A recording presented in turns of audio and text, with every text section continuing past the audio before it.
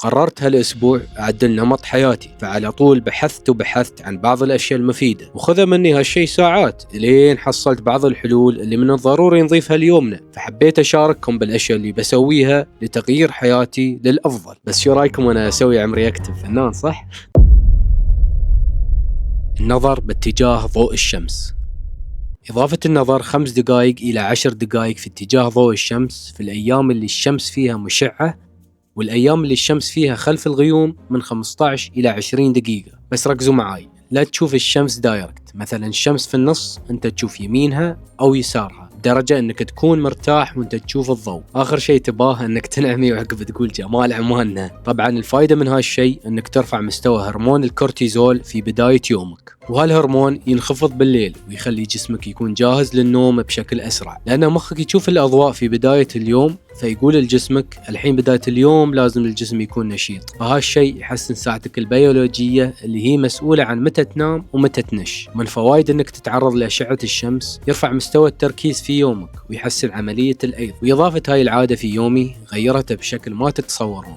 يا رجل 10 دقائق وانا اطالع ضوء الشمس، اعتقد هالدراسة مسوينها في اوروبا، احنا عندنا اعتقد لو سووها بيسوون 3 دقائق بس. انا قمت انصهر صراحة، حر.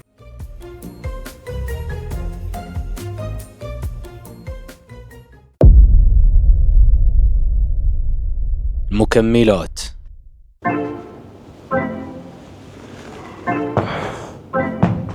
أول سبلمنت بشارككم اليوم فيه اللي هو فيتامين بي كومبلكس، يخلي مزاجك أفضل ومفيد حق اللي عندهم إرهاق، ويحسن من إدراكك وتركيزك في يومك، فبالتالي أدائك في التمرين بيكون أفضل. آخذ حبة واحدة مع أول وجبة في اليوم لمدة 5 أيام في الأسبوع. ثاني سبلمنت أخذه الكرياتين، أكثر سبلمنت عليه دراسات ومثبت علميا. أنت عندك ماي في جسمك، فالكرياتين ياخذ هالماي يدخل العضلة فيخلي شكلها أحسن ويزيد أدائك وقوتك في التمرين. طبعا فائدته مش بس في العضلات، أثبتت الدراسات أنه حتى يفيدك في ذاكرتك وفي تركيزك، ويخفف خسارة العضلات لكبار السن. أخذ 5 جرام يوميا كل أيام الأسبوع سواء تمرنت أو ما تمرنت، وعادي أخذه قبل التمرين، بعد التمرين، قبل الرقاد، ما في أي مشكلة. ثالث سبلمنت أخذه الزنك مع الكبر، أخذه قبل الرقاد بساعتين. الزنك يحسن من جودة نومك ويقوي مناعتك، والكبر يخلي جسمك ينتج خلايا دم حمراء جديدة ويخلي جهازك العصبي ومناعتك يشتغلون بشكل صحي. تسأل بتقول ليش تأخذهم اثنينتهم مع بعض؟ لأن الزنك يقلل من فعالية امتصاص جسمك للكبر، فلذلك أخذهم مع بعض عشان تكون فعاليتهم في أفضل حال. ثالث سبلمنت بشارككم إياه اللي هو مغنيسيوم، أخذ نوعين من المغنيسيوم،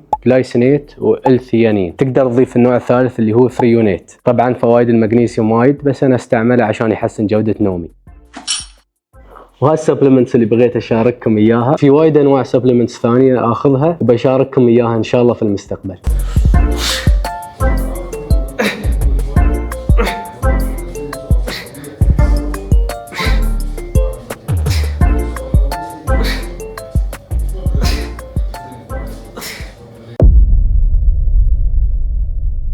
إضافة الكارديو.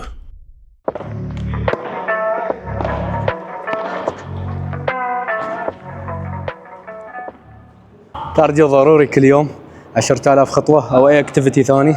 أهم شيء إنك تحرك قلبك، تقوي لياقتك، ما تجلس في البيت عقب التمرين. وهذا شيء وايد مفيد لأن الحديد ما يحسن لياقتك وايد، فأنت لازم تعوضه بأي اكتيفيتي خارجي، أو إنك تسوي أي اكتيفيتي، سباحة، بادل، تنس، مشي. مثلا إذا أنا مليت من المشي أروح المول أمشي 10,000 خطوة كل يوم، أغير مكاني.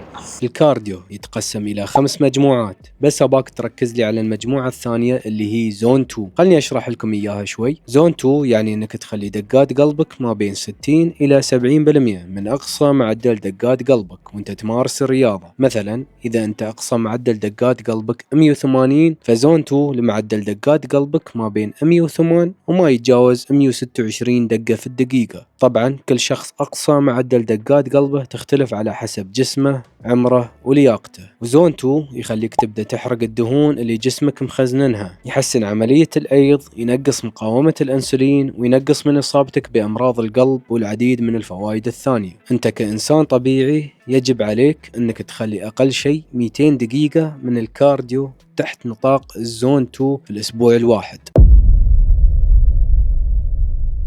جدول النوم.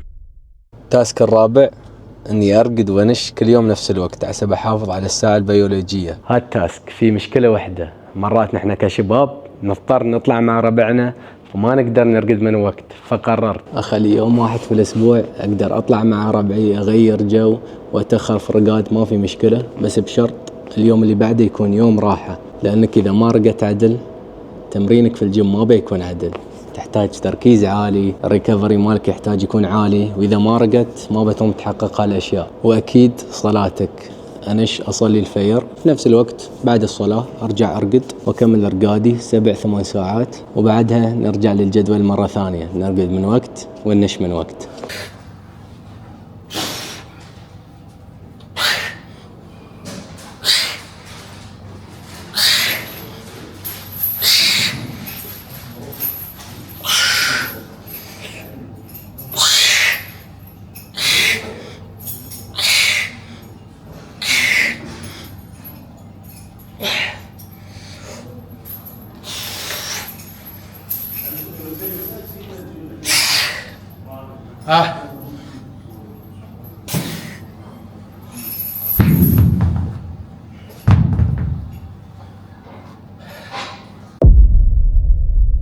أبدأ يومي بالرياضة.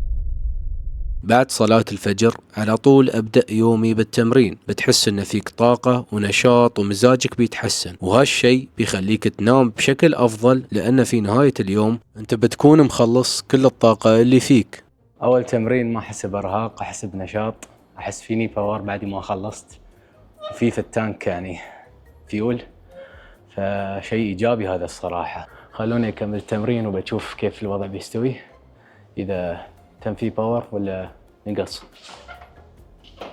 ومن الأشياء اللي لاحظتها بعد تمرين الصبح، عامل الجوع مش موجود، فأأخر وجبتي الأولى، وهالشيء يساعد إنك تنزل وزنك.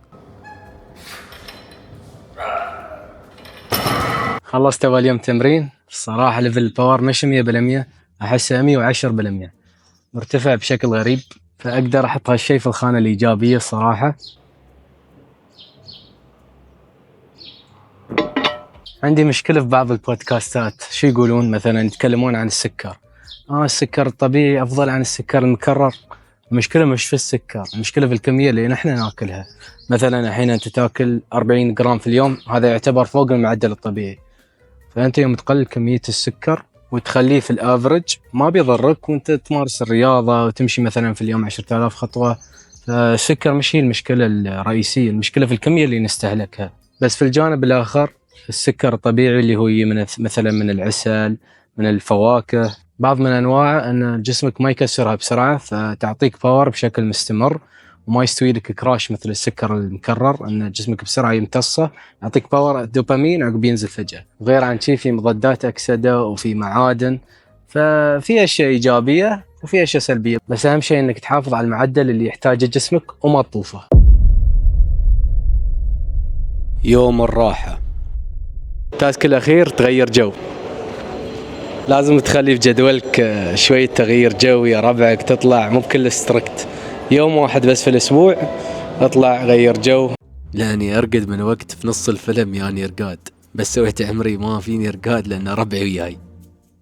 وصلنا نهاية المقطع شباب، لا تنسون اللايك والسبسكرايب والشير وفولو على المنصات الثانية. دام وصلتوا لهالنقطة في المقطع خليني أقول لكم من الأشياء اللي تخلي يومي يمشي بشكل مريح، اللي هي تاج الذكر، لا إله إلا الله وحده لا شريك له، له الملك وله الحمد وهو على كل شيء قدير. على الأقل في اليوم قولوها 100 مرة وبتحسون بالفرق، صدقوني نصيحة من مجرب. في النهاية أحب أشكر كل من دعمني باللايكات، الكومنتات الإيجابية، واللي شير المقطع، على راسي والله. أشوفكم على خير، في أمان الله، بيس.